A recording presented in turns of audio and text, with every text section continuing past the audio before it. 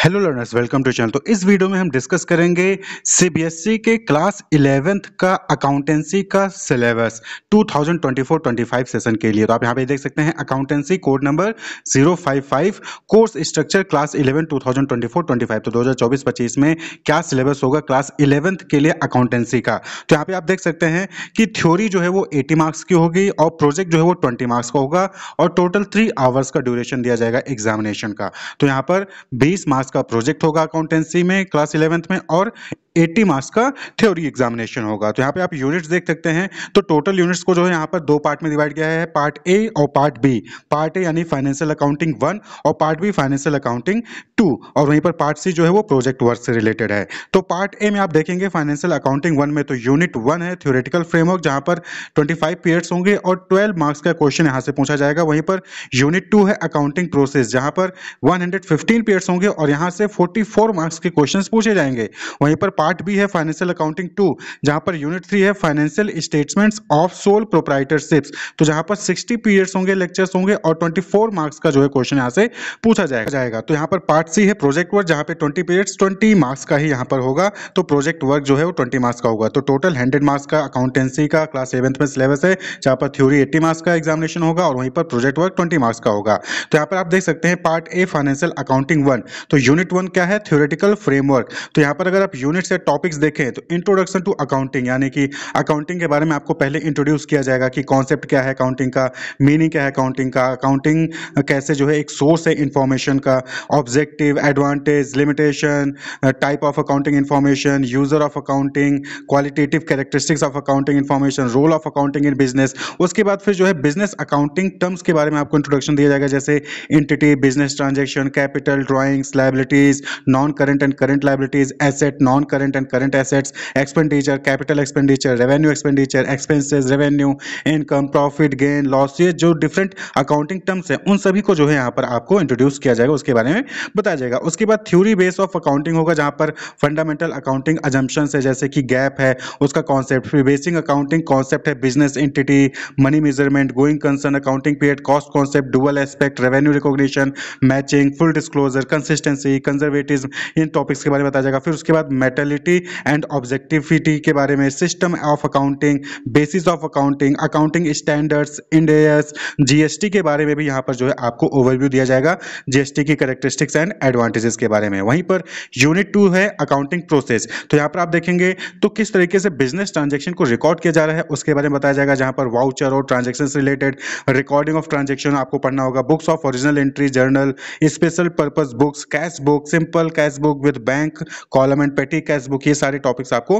पढ़ने होंगे। Purchase book, sales book, purchase return book, sales return book, journal paper. वहीं पर यहाँ पर आपको ध्यान रखना है कि it include trade discount, freight and cartage expenses for simple GST calculation. तो यहाँ पर सिंपल जीएसटी कैलकुलेशन के लिए trade discount, freight and cartage expense को भी इंक्लूड किया गया है। वहीं पर लेजर है, format and posting from journal and subsidiary book, balancing of account, ये टॉपिक्स आपको पढ़ने हैं। फिर bank reconciliation statement, then depreciation provision and reserve है, डेप्रिसिएशन की meaning, feature, need, cost, factors, other similar terms like depletion and amortisation.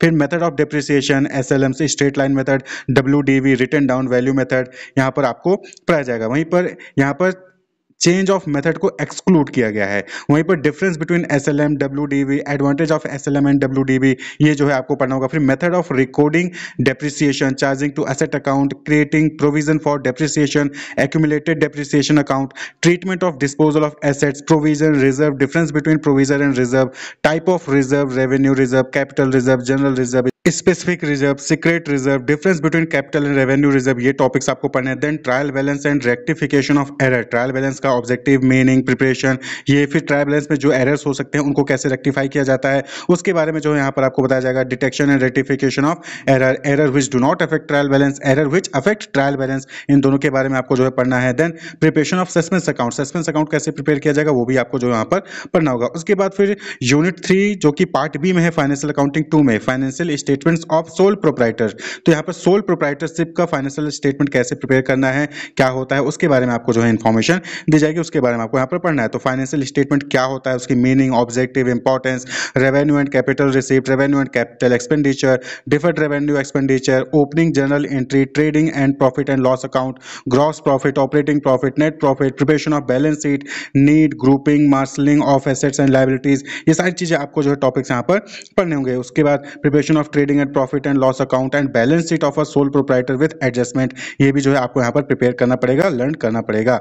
फिर financial statement of sole proprietorship में ही इनकम्प्लीट रिकॉर्ड, उसके features, reason and limitation, ascertainment of profit and loss by statement of affair method, तो ये जो है यहाँ पर आपको पढ़ना है। वहीं पर कन्वर्जन मेथड जो होता है उसको एक्सक्लूड किया गया है। उसके बाद फिर आपको पार्ट सी जो है वहां पर प्रोजेक्ट वर्क, कोई भी एक आपको प्रोजेक्ट वर्क करना होगा जो कि 20 मार्क्स का वहां पर होगा। तो प्रोजेक्ट वर्क भी आपको वहां पर अटेंड करना होगा। तो यहाँ पर देखिए कुछ जो है यहाँ पर स्पेसिफिक जो है लिस्ट दिया गया है जिसके ऊपर आप जो है प्रोजेक्ट वर्क कर सकते हैं। तो जो कि टीचर्स जो है आपके क्लास टीचर्स जो हैं जो आपको पढ़ा रहे होंगे ये सब्जेक्ट, वो जो है आपको बताएंगे कि कौन सा टॉपिक आपके लिए बेनिफिशियल रहेगा, कौन सा टॉपिक आपको सेलेक्ट करना है। तो यहाँ पर आप क्वेश्चन पेपर जो है उसका डिजाइन क्या होगा, अकाउंटेंसी क्लास 11 2024-25 में उसका डिजाइन क्या होगा। तो देखिए जो डायरेक्ट क्वेश्चन होते हैं, जैसे कि पूछ लिया गया कि व्हाट इज पेटी कैश बुक, तो जो डायरेक्ट क्वेश्चन है जो कि मेमोरी बेस्ड क्वेश्चन होते हैं, रिमेंबरिंग और अंडरस्टैंडिंग के बेसिस पे होते हैं, वहां पर 44 मार्क्स के क्वेश्चन पूछे जाएंगे, यानी कि 80 मार्क्स का 55% जो है वो आपसे पूछा जाएगा। वहीं पर अप्लाइंग नेचर का क्वेश्चन और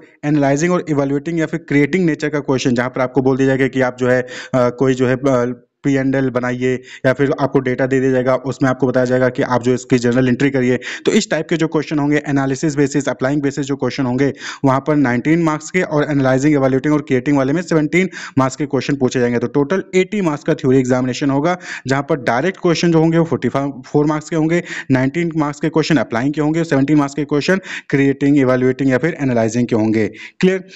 तो टोटल 80 मार्क्स का जो है थ्योरी एग्जामिनेशन होगा, और वहीं पर 20 मार्क्स का जो है प्रोजेक्ट एग्जामिनेशन होगा। तो प्रोजेक्ट टॉपिक क्या होगा वो आपको टीचर द्वारा वहां पर कंफर्म किया जाएगा। क्लियर। तो आपको यहाँ पर ध्यान रखना है कि यहाँ पर आपको मेमोरी बेस्ड क्वेश्चन के साथ साथ किस तरीके से यूटिलाइज करना है, पीएनएल कैसे बनाना है, जर्नल एंट्री कैसे करनी है, ठीक है। तो जिससे कि आपको किसी भी कंपनी का डेटा दे दिया जाए क्वेश्चन में, तो आप आसानी से जर्नल एंट्री कर सके, आसानी से पीएनएल बना सके। तो ये आपको ध्यान रखना है, क्योंकि ये नहीं आएगा क्वेश्चन की what is cash book, what is पेटी कैश बुक, ये तो आएगा ही आएगा, साथ ही साथ अप्लाइंग बेसिस के क्वेश्चन या फिर जो क्रिएटिंग बेसिस के क्वेश्चन है उनके भी क्वेश्चंस वहां पर आपसे पूछे जाएंगे। तो अगर आपको अच्छे मार्क्स गेन करने हैं तो आपको सभी टाइप के जो है वहां पर टॉपिक्स कवर करने पड़ेंगे, यानी कि आपको एनालाइज भी करना पड़ेगा, आपको क्रिएट करना भी आना चाहिए, आपको direct question, memory based question भी आपको वहां पर आने चाहिए, तभी जो है आप अच्छे मार्क्स यहाँ पर गेन कर पाएंगे। तो ये जो सिलेबस है 2024-25 के लिए जो एप्लीकेबल है अकाउंटेंसी का, इसका लिंक आपको नीचे डिस्क्रिप्शन में, वीडियो के डिस्क्रिप्शन मिल जाएगा, वहां से क्लिक करके इसको आप डाउनलोड कर सकते हैं। Wish you all the best, keep watching.